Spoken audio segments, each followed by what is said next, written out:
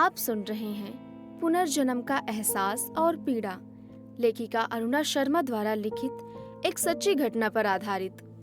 एक ऐसी पीड़ा जो शब्दों में कांपती है। सुनिए मेरी यानी नेहा की आवाज में, सिर्फ बुक ऑडियो पर। तो जुड़िए इस सफर से जहां हर कहानी दिल से दिल तक पहुंचती है। एपिसोड 2। सरपंच जी बोले, विधाता के आगे किसी की नहीं चलती, किसी का बस नहीं चलता। आप और मैं तो इंसान हैं। भगवान बिटिया की आत्मा को शांति दे। पंडिताइन की तबीयत अब कैसी है? रास्ते में वैद्य जी मिले थे। उन्होंने बताया था कि पंडिताइन जी सदमे में हैं।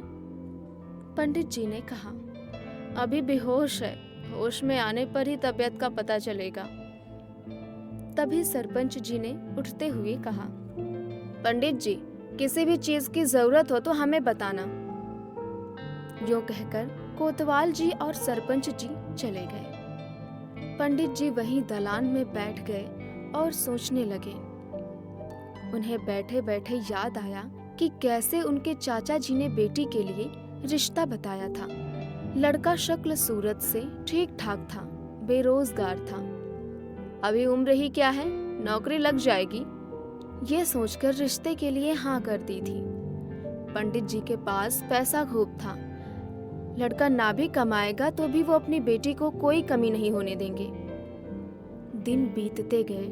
3-4 महीने हो चुके थे शादी को। लड़की अपने माँ बाप के पास पीहर आई हुई थी। अचानक रात के 2 बजे दरवाजे पर खटखटाने की आवाज आई। सब गहरी नींद में थे, सुन ना पाए थे। फिर दोबारा जोर से खटखटाने की आवाज से पंडित जी की आंखें खुल गई। उन्होंने बिजली जलाई।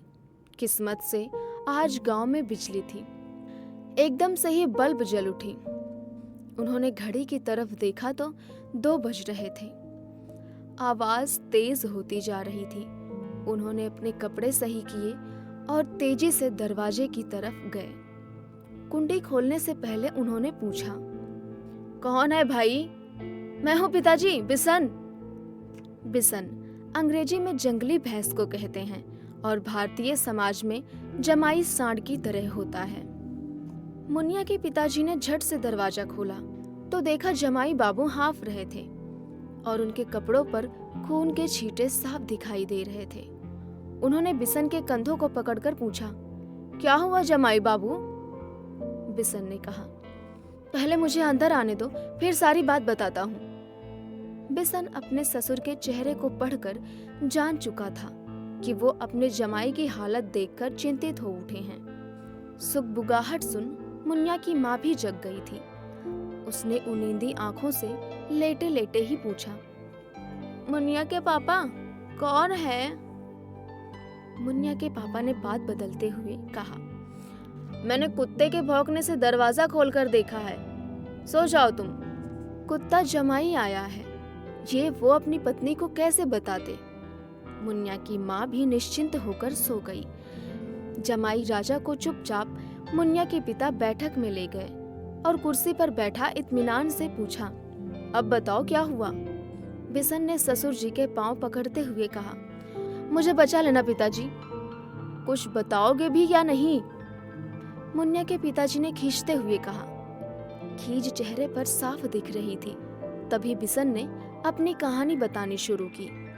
पिताजी, मैं एक रंगीन मिजाज इंसान हूँ। शादी से पहले मैं गांव की लड़कियों और औरतों को छेड़ता रहता था। उन पर भद्दे कमेंट करता था, उनको जलील भी करता था। मेरी ये आदत आज भी नहीं छूटी। ये कहकर वो कुटिलता से अपने ससुर को देखने लगा। मुनिया के पापा अंदर तक जल उठे।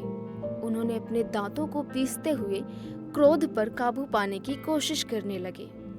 बिसन अपने ससुर के चेहरे पर आते जाते भावों को देख रहा था। उसने आगे बोलना शुरू किया, आपकी बेटी से शादी के बाद मैंने सोचा था बदल जाऊंगा, पर मैं अपने आप को नहीं बदल पाया। बिसन की बेशर्मी मुनिया के पापा को खलने लगी। कहते हुए बोले, आगे बोलो। आज मैं अपने दोस्तों के साथ गांव की सुंदर स्त्री को उठाकर ले जा रहा था। वो स्त्री सहायता के लिए जोर जोर से चिल्ला रही थी। हमारे सामने किसी भी आदमी के बोलने की हिम्मत नहीं हो रही थी। सब अपनी अपनी औरतों की इज्जत बचाने के लिए चुप थे, किंतु गांव के नाई का लड़का जवान खून होने के कारण हमसे पंगा ले बैठा। उस औरत की इज्जत को तो हमसे बचा नहीं पाया, मेरे हाथों जान गवा बैठा।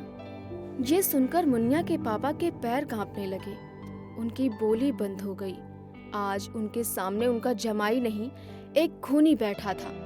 जमाई ने अपने ससुर की तरफ देख बेशर्मी से हंसते हुए कहा, पिताजी मुझे आज बचा लो, आपकी बेटी हमेशा खुश रहेगी।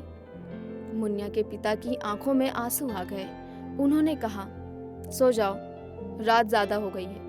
इतना कहकर मुन्या के पिता सोने चले गए। बिशन पांव फैलाकर पलंग पर लेट खर्राटे भरने लगा। चिड़ियों की चहचहाहट से उसकी आंखें खुल गई। मुन्या की माँ गाय भैंसों को सानी डाल रही थी। मुन्या के पापा दूध निकाल रहे थे। मुन्या झाड़ू लगा रही थी। बहन भाई पानी भर रहे थे। चूल्हे पर चाय चढ़ी हुई थी। चाय में उफान आने ही वाला था कि मुन्या ने दौड़कर डेगची को झट से चूल्हे से नीचे उतार दिया। उसके हाथों में फफोले हो गए।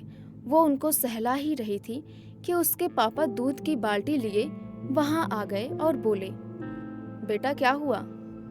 कुछ नहीं पिताजी, जरा सा हाथ जल गया। मुन्या के पिता की आंखों से आंसू टप टप गिरने लगे। इतनी सी चोट पर वो दुखी हो गए तो बड़े नुकसान को वो कैसे सह पाएंगे। बेटी को दूध की बाल्टी पकड़ाते हुए बोले, बेटे जमाई राजा आए हैं। मुन्या ने चौंकते हुए पिता को देखा और पूछा, कब कब पिताजी? रात को आए थे, जब सब सो गए थे। मुन्या सोच में डूब गई। वो अपने पति के अचानक आने के कारण को नहीं जान पा रही थी। उसने चाय कप में डाली और पति के कमरे की तरफ चल पड़ी। उसने देखा पति महोदय उसके छोटे भाई बहन से पानी का लोटा मंगवा रहे थे। तभी मुन्या ने कप रखते हुए कहा, आप अचानक कैसे आ गए? एक घृणित मुस्कान से बिशन ने कहा, तेरी याद आ रही थी। तो कब चलना है? मुन्या ने पूछा।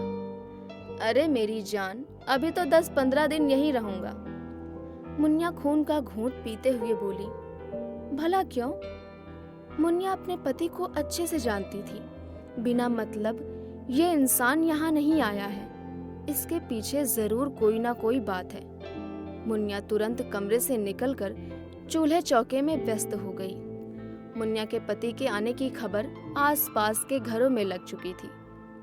चिलंगड़ी और बेशर्म लड़कियां नैन मटक्का करने के लिए मुन्या के घर आ गई और जीजा जी करके बिशन के इर्द गिर्द बैठ गई।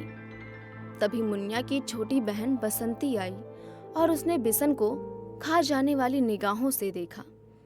बसंती बिशन को बिल्कुल पसंद नहीं करती थी। उसे जीजा जी भी नहीं कहती थी। उसको देख बिशन ने कुटिलता भरी मुस्कान के साथ कहा, आओ बसंती, नाराज हो क्या? बसंती सिर झटकाती अंदर चली गई। बसंती को मुन्या बिल्कुल पसंद नहीं थी, क्योंकि मुन्या उसे बचपन से ही बहुत मारती थी और भला बुरा सुनाती रहती थी। मुन्या की शादी के बाद सबसे ज्यादा खुशी बसंती को हुई थी। चलो पीछा छोटा डायन से, चुड़ैल ने बहुत सताया है, थोड़ा सुख चैन तो आएगा। मगर उसे ये नहीं पता था कि मुन्या यहीं आकर छाती पर बैठ जाएगी और ये बिशन भी कुंडली मारकर सांप की तरह परिवार पर फुकारे मारने लग जाएगा। वो भुनभुनाती हुई अंदर चली गई। सामने मुन्या को देख गुस्सा और तेज हो गया, पर वो उससे पहले से ही डरी हुई थी कि कहीं पिताजी से पिटवा ना दे। वो जाकर कढ़ाई बुनाई का काम करने लगी। तभी माँ ने बुलाया, बसंती, ओ बसंती। आई माँ। दौड़ी दौड़ी माँ के पास गई और बोली, बोलो माँ। अरे जमाई राजा को दूध नाश्ता दिया कि नहीं? अभी देते हैं माँ। माँ बड़बड़ाने लगी, ये छोरियां घर का कोई काम नहीं करती। मैं गाय भैंसों का काम करूं या खाने पीने का, उनको तो परवाह ही नहीं है। 2 घूंट चाय भी नहीं दी। तभी मुन्या चाय लेकर आई। लो माँ, दूध नाश्ता भी तैयार है, अभी देते हैं। उसने बसंती की तरफ देखा। बसंती ने भी उसकी तरफ देखा और अंदर चली गई। तभी सूर्या के हाथों दूध नाश्ता भिजवा दिया। पड़ोस की सहेलियों संग जीजे ने खिलखिलाते हुए दूध नाश्ता किया। मुन्निया और बसंती अपने अपने आयामों पर अंदर ही अंदर कुढ़ती रही, पर कर भी क्या सकती थी दोनों। जमाई राजा के आने की खुशी में घर में पकवान बन रहे थे। उसकी माँ बड़े मनोयोग से खीर पूरी बना रही थी, पर आज मुन्निया के पापा गुमसुम थे। मुन्निया की माँ काम करते करते भी ये बात सोच रही थी कि जो आदमी सारे समय बोलता रहता है, आज उसे क्या हो गया है। रोज घर के आंगन में अपने बच्चों से हंसी ठहाका करने वाला पिता गाय भैंसों के इर्द गिर्द अपने आप को व्यस्त रख रहा है।